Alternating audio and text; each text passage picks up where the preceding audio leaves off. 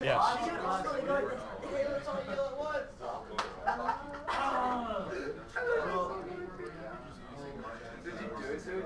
was like, I was told I had to do this to you, and she got mad at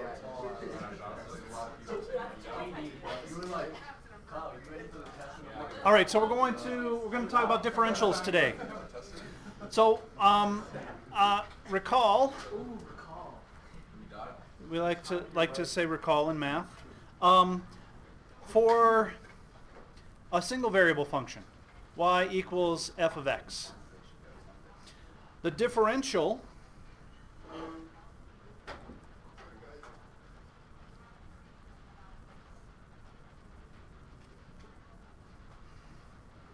of y is, we called it dy, was f prime of x dx. And I want to draw a picture here just to remind us what we're talking about here. In the plane, what we're doing with the differential is using the tangent line to approximate the function. And we use the change in the y value along the tangent line to approximate the change in the function value. So if this is my function, this is y equals f of x. And at some particular point, I'm going to draw in the tangent line, like so. Let me draw a little better tangent line. There, that's a little better.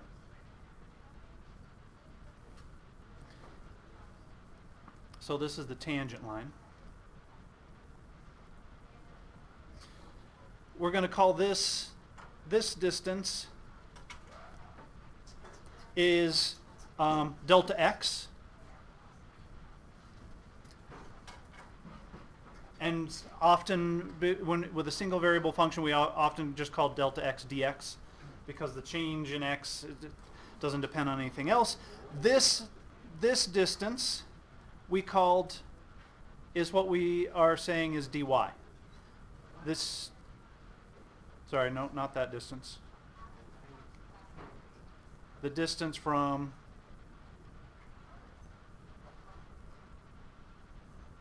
here to here is dy. So as x changes from here to here, the tangent line, the y value of the tangent line changes that much, and the change in the function here is what we call delta y. So the differential is this change as we move along from this value of x to that value of x. So that's our differential. So we're using it, it's an approximation to the change in the function using the tangent line. So what we want to do today is a similar thing with a multivariable function. So we're going to come up with a linear approximation to the change in the function based on some derivatives. So that's our setup. All right, so for a multivariable function, let me draw a picture. I'm going to change places. For z equals f of xy, what we're looking at, I'm going to draw a little picture over here.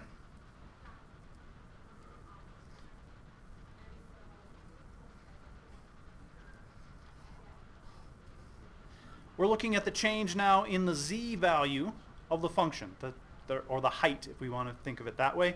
So here's our surface, z equals f of xy.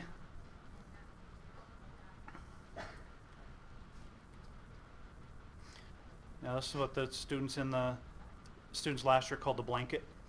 And we have a curve on our surface like so. And what we're interested in is this change in the z value. So we're going to call this distance delta z. And we're interested in that value as x moves from some particular value to some other particular value. And y moves from some particular value to some other particular value. So this distance is going to be delta x. And this distance is delta y.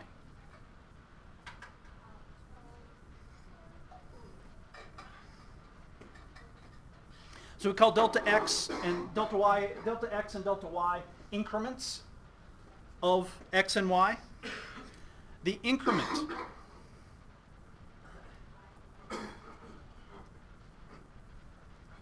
of z, increment just means how much we're changing.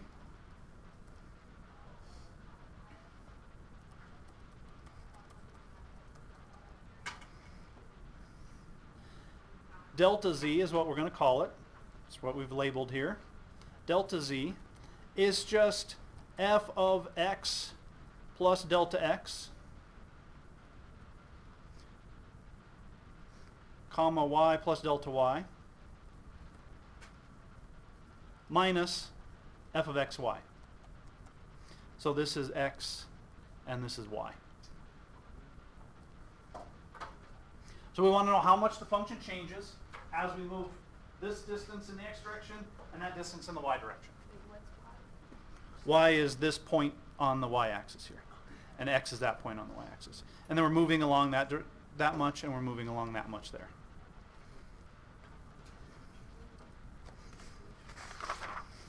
So this tells us what we're looking at is how much the function changes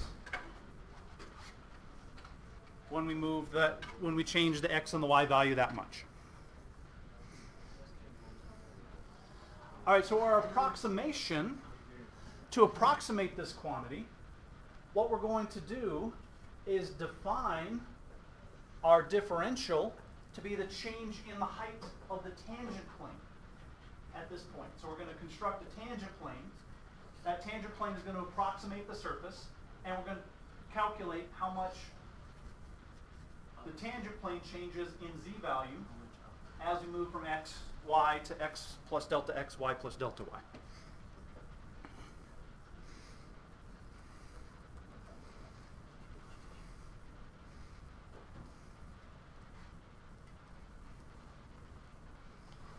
So we're going to define the differential dz to be the change in height of the tangent plane at xy.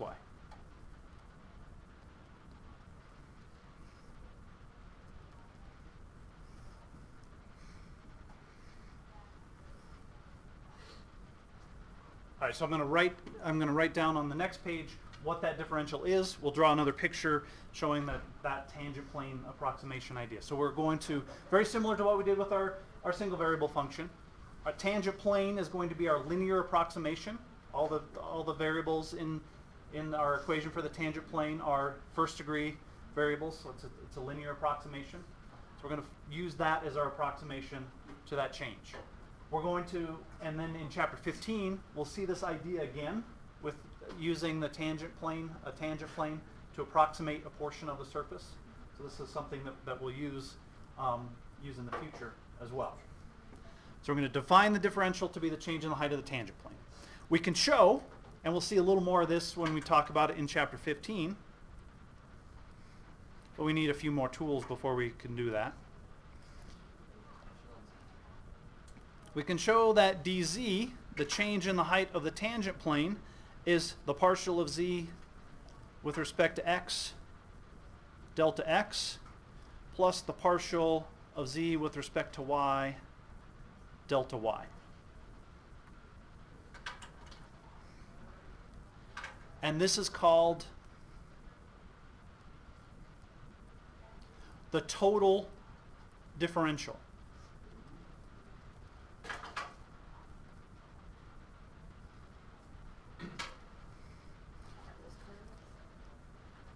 These are curvy, yes.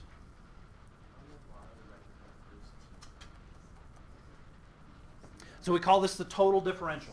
So this is an approximation based on how much the function changes, the tangent plane changes in the x direction, plus how much the tangent plane changes in the y direction.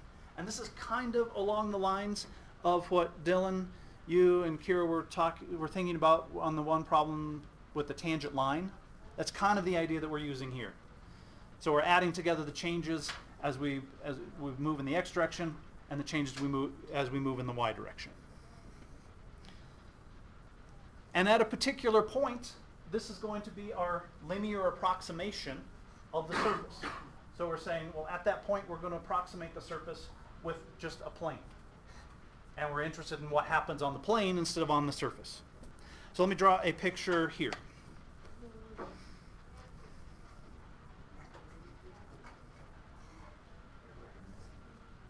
So we're still going to have our surface there. So here's our surface. And at a particular point, we're going to construct, those are our 2 points that we're interested in. We're going to construct a tangent plane. So we're going to put the tangent plane here. So I'm going to draw a little plane like so.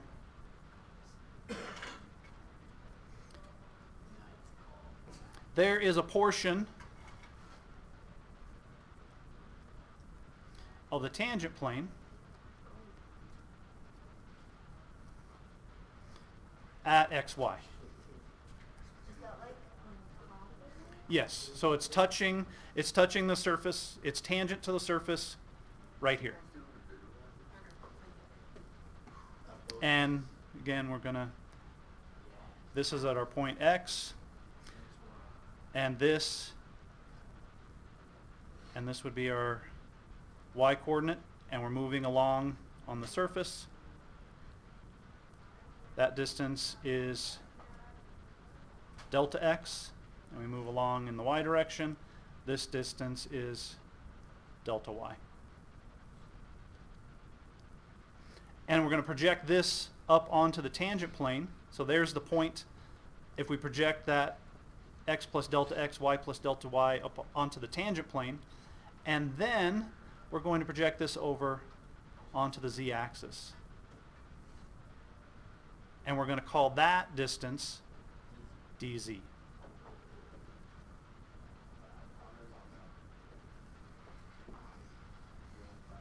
And the curve that we drew down before, the curve that we're interested in would be that curve on the surface.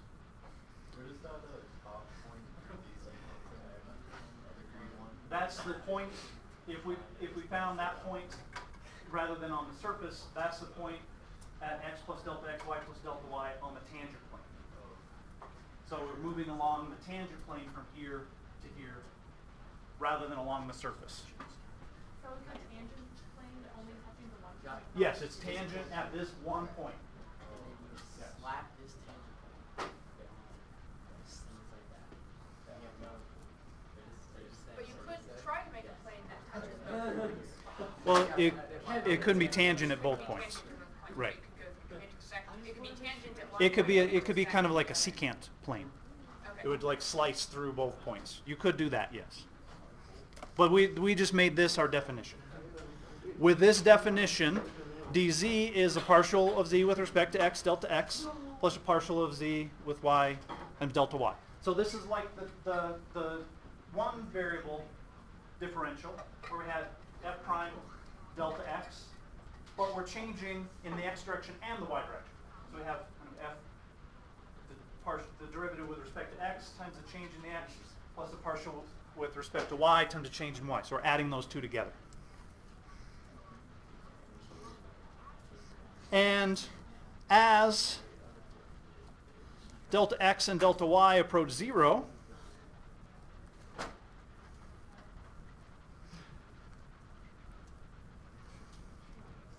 this becomes a better and better approximation of the change delta z. Say dz is a better approximation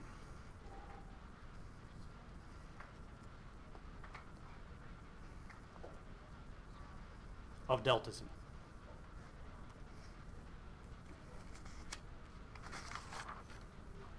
And if we write this out in terms of our function, we're going to say that f of x plus delta x, comma y plus delta y, minus f of xy, the change in our function is approximately equal to this differential.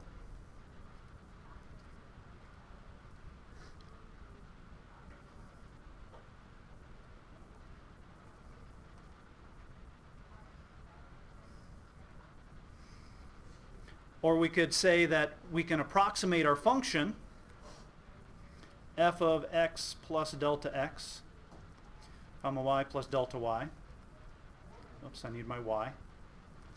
Approximately equals the function evaluated at xy plus this little bit of change.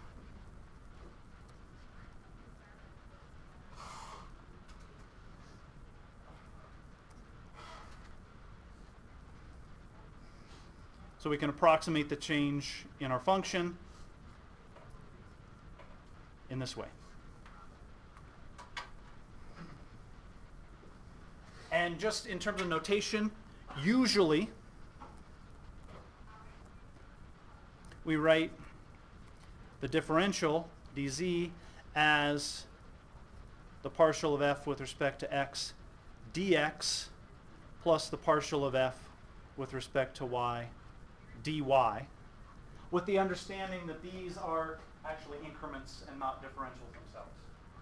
So instead of writing the delta x, we write the dx. Just convention. So for what we're going to do now, we're going to use differentials as approximations. And we'll talk about how we can use differentials to talk about error in measurements. And differentials are also how we're going to define differentiability. We talked about with multivariable functions, we have an issue with differentiability yesterday. It can be different. The derivative can exist at a point where the function's not continuous, and that causes a problem. All right, so let's look at some examples. Let's look at some applications of differentials. Any other questions about what we're doing here? So we don't actually have to make the tangent plane? Like No. We don't need to do any plane No. stuff? We just need to do that Yes. algebraic function. Later, Right. very soon, we have to learn our new tool, but that very soon we will be writing the equations of tangent planes. Marvelous. Just like in Calc 1, you wrote the equations of tangent lines. It's a very similar process. All right, we're going to evaluate f of 1, 2, and f of 1.05, 2.1 to find delta z. And then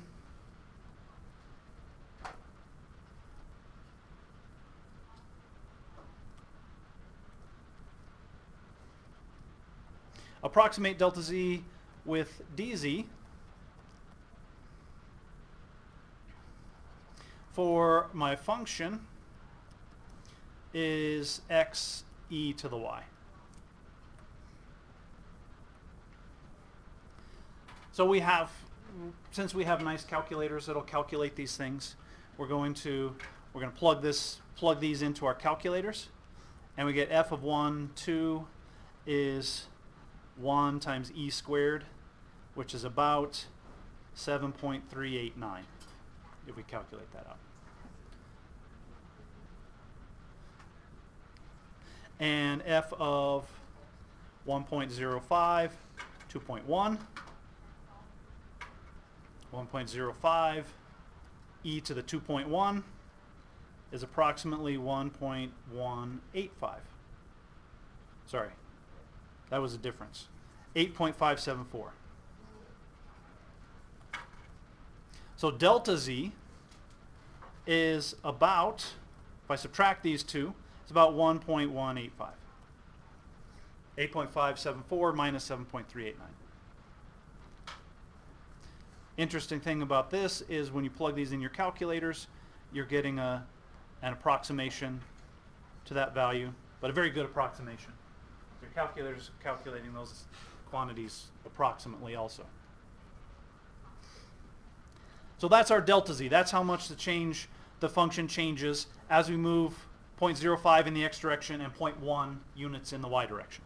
So dz, using our linear approximation, which is going to be the partial with respect to x dx plus the partial with respect to y dy equals, well, what's the partial with respect to x here? E to the y. E to the y, I said y and wrote x. And what's our dx? 0.05. That's how much the x value has changed. Plus a partial with respect to y. X e to the y. Derivative of y is just 1. And what's our dy? 0.1, 0.1. So and our point that we're interested in is 0.12. We're finding how much our function has changed from that point to the new point. At 1,2, we get dz equals e squared times 0.05 plus 1 times e squared times 0.01, no, 0.1. And that gives me, when I plug that in my calculator, I get 1.1084. So pretty good approximation to that change.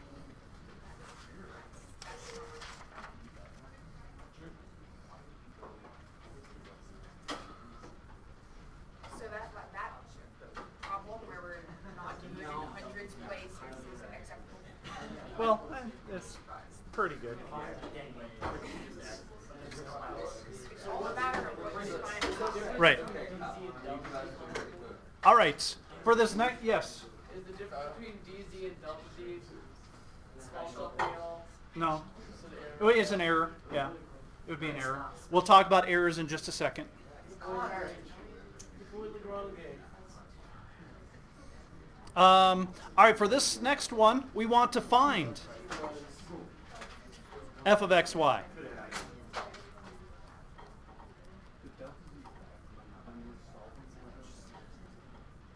And approximate this quantity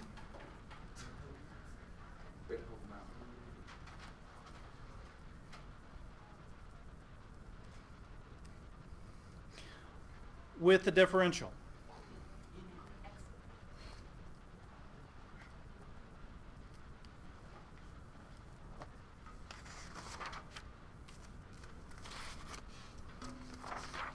All right, so we have this quantity, 2.03 squared times 1 plus 8.9 to the third minus 2 squared times 1 plus 9 to the third. So what we're saying is this quantity comes from calculating delta z for some particular function. So we want to figure out what the function is and then use a differential to approximate that.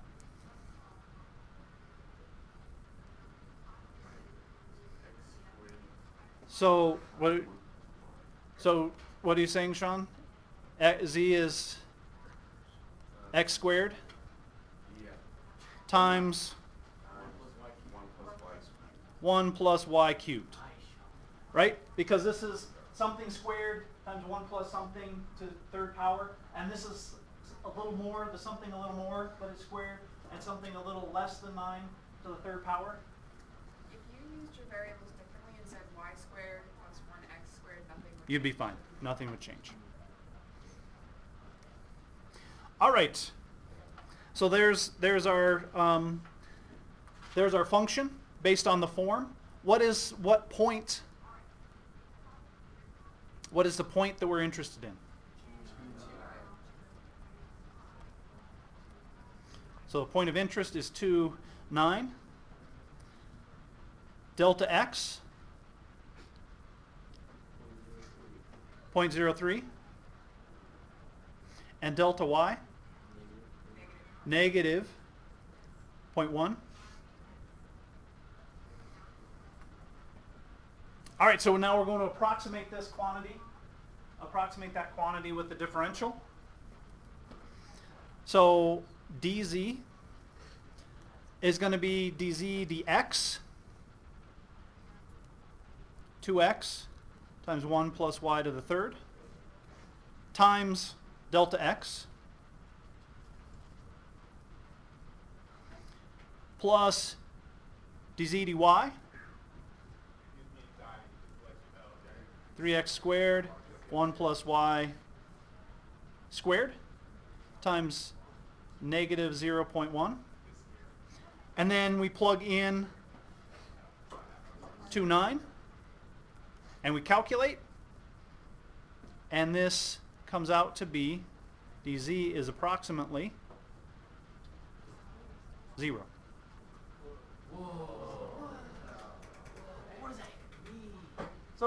So our approximation. So our approximation of the change of the function from 2.9 to 2.03, 8.9 approximately doesn't change at all. So.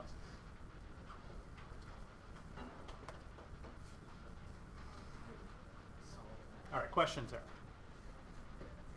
It's okay to get 0. Yeah, yeah. That's just saying that approximately the function hasn't changed at all. If we move 0.03 in the x direction and negative 0.1 in the y direction.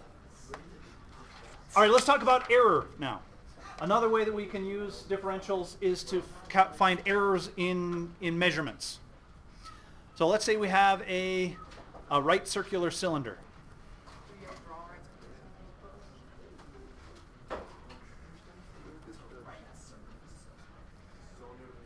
Right circular cylinder. And R and H, so we have a cylindrical piece of metal and we want to find the volume. R and H are measured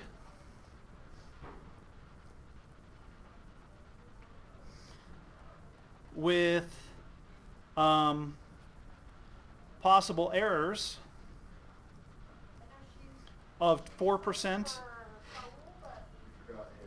and 2%. Thank you.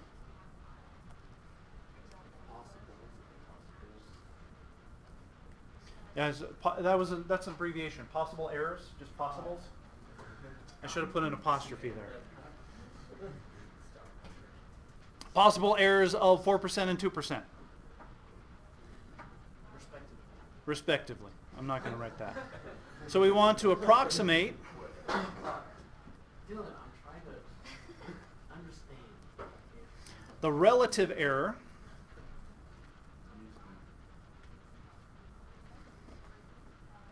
in the volume measurement.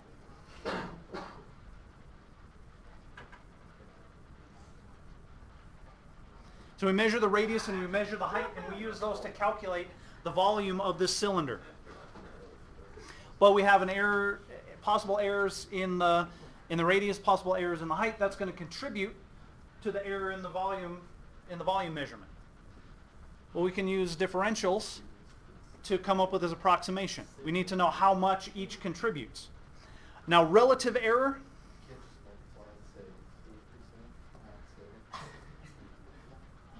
Relative error is the change divided by the actual. So this 2% and 4% are relative errors. That's telling us the change in the radius measurement divided by the actual radius, and the change in the height measurement divided by the actual height. So the 2% and 4% are relative errors. So what we're saying here is that dr over r is 0.04, and dh over h is 0.02. That's what the 2% and the 4% are telling us. Those are relative errors. The change over the actual is 4% for the radius. The change over the actual is 4% for the height. Our approximation of the error in the volume is going to be the partial of the volume with respect to r times dr plus the partial in the partial derivative of the volume with respect to h times dh. So we're going to use the differential to approximate this because we have dr and dh here. Is it dv over dh or just over h? This should be dv over dh, yes. Well, All right, so what's the volume of a right circular cone, circular cylinder? 2/3. That would be that's a combination of a sphere and a. 4/3 pi cubed. That's a sphere. Yeah. Pi r squared h. The area of the base times the height.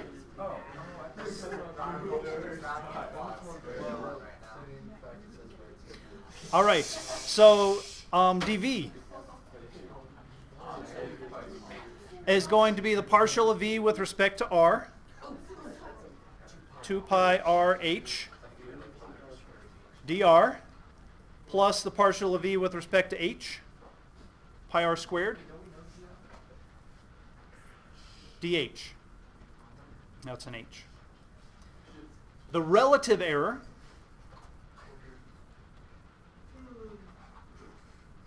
is dh, the error over the dv over v. The actual volume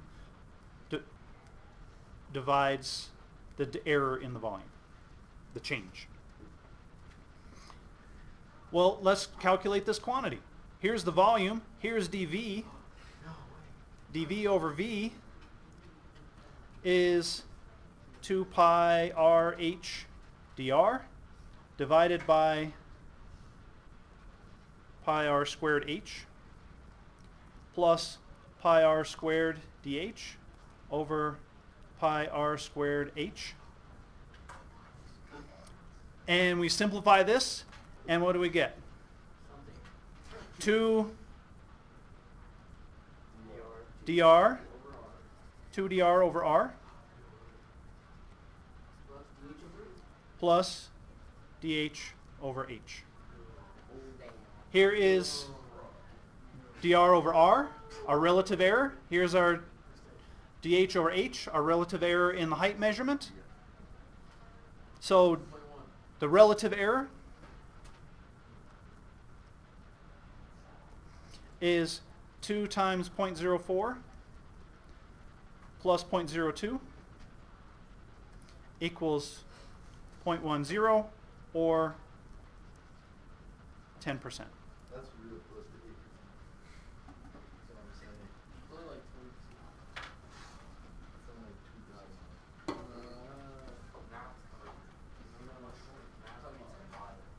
2,000. So our relative error in that measurement is 10%. 10% error. All right, I want to look at another problem, a similar problem, but I want to talk about propagated error. So relative error is the change over the actual. This next one's going to have to do with propagated error. So this time we're going to have a cone. Is this the last thing or is it? No, this is not the last thing.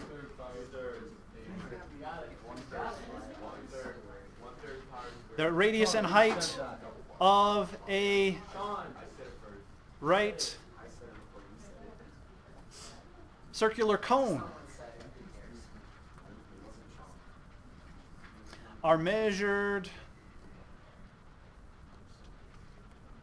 at 5 centimeters and 15 centimeters with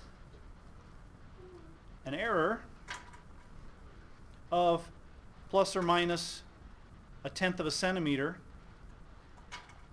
each. we want to estimate the propagated error. Is it like circular cylinder? Cone. And is it like 5 centimeter radius, 15 centimeter height? Yes. So we want to find the estimated propagated error. To find the propagated error, that just means keep the plus or minus quantities throughout the calculations.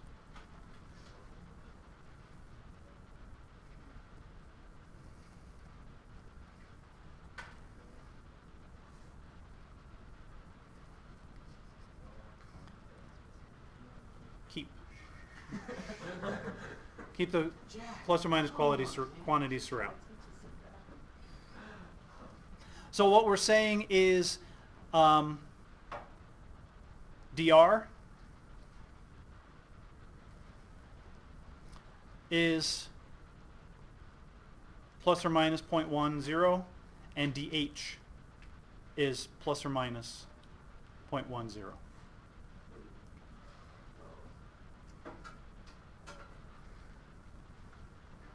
So we're just going to keep those plus or minus quantities throughout our calculation. Volume of a cone, right circular cone. Do we agree on what it is? 1/3 pi r squared h. A third the volume of a cone with the same radius and same height, or a cylinder with the same radius and same height. So dV, our error in our volume, is dV dr. What's dV dr? 2/3 pi r h dr. dV dh, 1/3 pi r squared times dh. Equals. You wrote equal sign? No. Everyone's ganging up on Mr. Beamer. And then we're just going to plug in our quantities. So dV is going to be 2/3 pi times the radius we measured at 5, the h we measured at 15, and then we're going to multiply that by plus or minus 0.10 plus 1/3 pi times 5 squared times plus or minus 0.10. So we're going to calculate this out, multiply by 0.1, calculate this out, multiply by 0.1, and then we're going to get our upper quantity. It comes from adding those two, plus and plus, and the lower quantity is going to come from subtracting those two. So I can factor out that plus or minus 0.1. If I did that, I would get 175 pi over 3 times plus or minus 0.10, which is approximately plus or minus 18.3 cubic centimeters.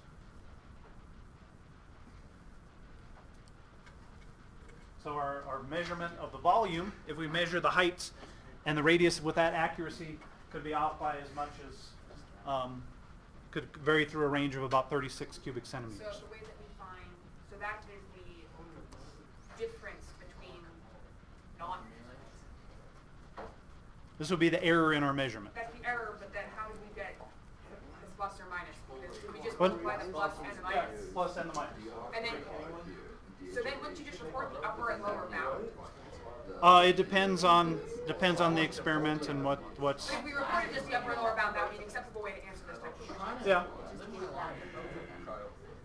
Now but the upper and lower bound would not be the error. The error would be the difference between the upper and lower bound. If we reported it as 36 point whatever centimeters, that would be fine. No. Instead of 18. 18 with maximum variance, or the plus or minus? What? So is it 18 times 2, as in there's the targeted measurement plus 18 or minus 18? Yes, whatever we measured could be, we could add 18 to it or subtract 18 to it to get our actual The actual volume. value. But if we reported 36 whatever centimeters is the error, there's no plus or minus. Just say the measurement could vary by 36 centimeters from the target, or by this is the range. I would say no. You should indicate the error this way. Okay. Yes. Why in this example is the error represented by just dr and the h equal versus the last one is like dr over Because r? on the last one, so the question is, why is the last one, is this the plus or minus 10 centimeters are dr, and in the last one the 4% and the 2% were dr over r and dh over h. So the percent is, when we measure error in percent, that's a relative error. That's the change, the difference, or the error in the measurement divided by the actual measurement. That's where that percent comes from. Okay, so This just saying our ruler is accurate to 1/10 of a centimeter. All right, we could find our relative error here. Also, our relative error dV over V is 18.3. That's the error in our measurement, divided by the actual volume that we calculate with this radius and this height, which is 392.7, which is about 4.7%. Relative error. So I'm actually still confused as how you got the 18.3. So the way you would do that from the equation that you say is approximately equal.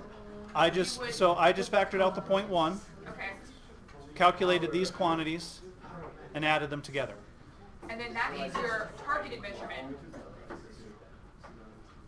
No, because these are differentials. These are our derivatives here. So this So would then- not be a volume measurement. That's a piece of the error. That's the So error just contribute. that equation with You could calculate this out times 0.1. Calculate this out times 0.1. Add them together. You would get positive 18.3. If you calculated this times 0.1, this times So no 0.1, matter and which subtracted, one you pick. you get 18.3. it's 18.3. Yes. Okay. All right, questions there?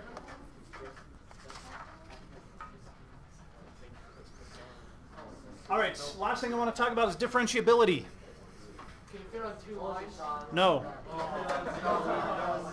3 pages, baby, let's go home. Now we showed yesterday an example of a function where the derivatives could exist. Derivatives could exist where the function is not continuous.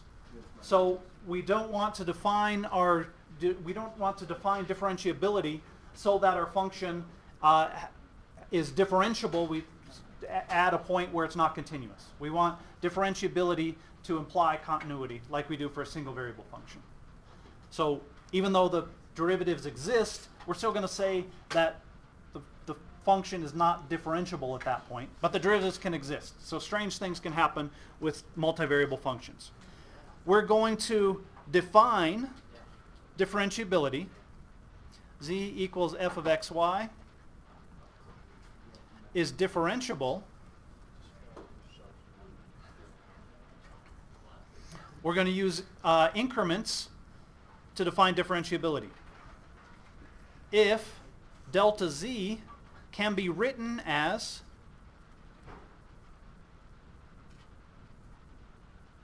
df dx delta x plus df dy delta y plus some epsilon 1 delta x plus some epsilon 2 delta y, where epsilon 1, epsilon 2 approach 0 as delta x and delta y approach 0.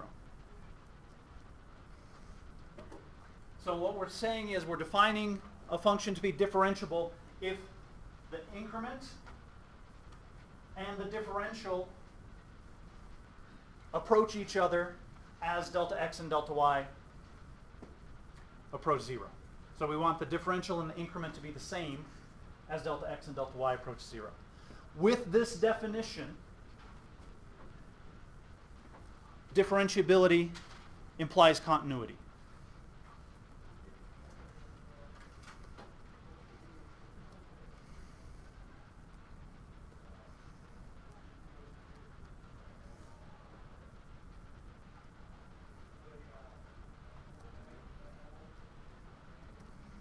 And this gives us, so then our definition lines up with what we have for a single variable function, and things are nice.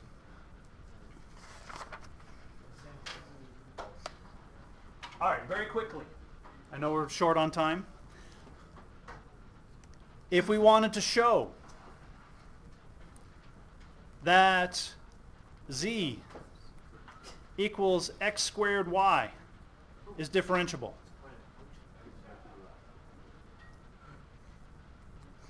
what we need to show is that f of x plus delta x, comma y plus delta y minus f of xy can be written in this form.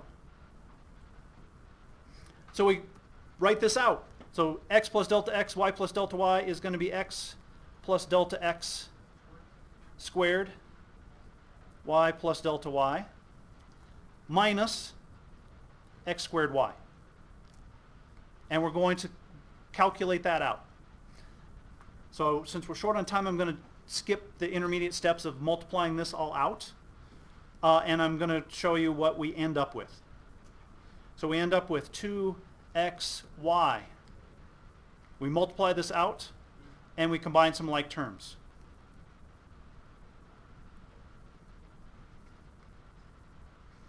Two squared, 2xy delta y plus x squared delta y plus, and then I can group y delta x plus 2x delta y times a delta x plus a delta x squared delta y. So I just multiply this out, combine some like terms, and I can write it like this. Well, this is df dx. Is that delta x squared?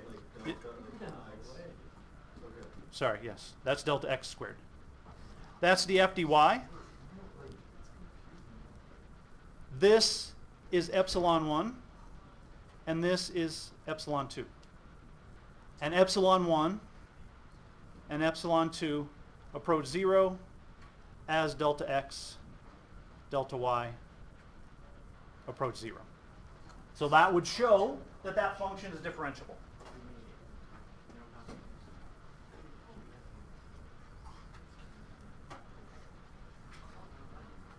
All right.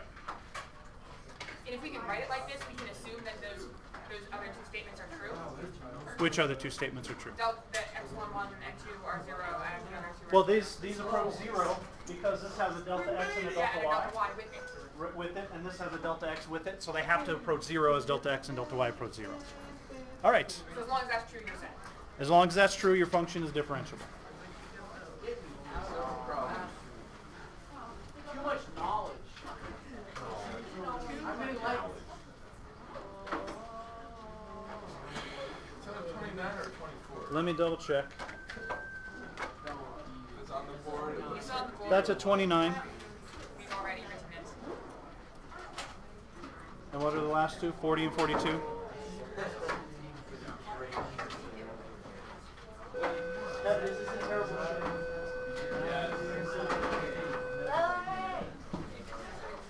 My way. All right, have a good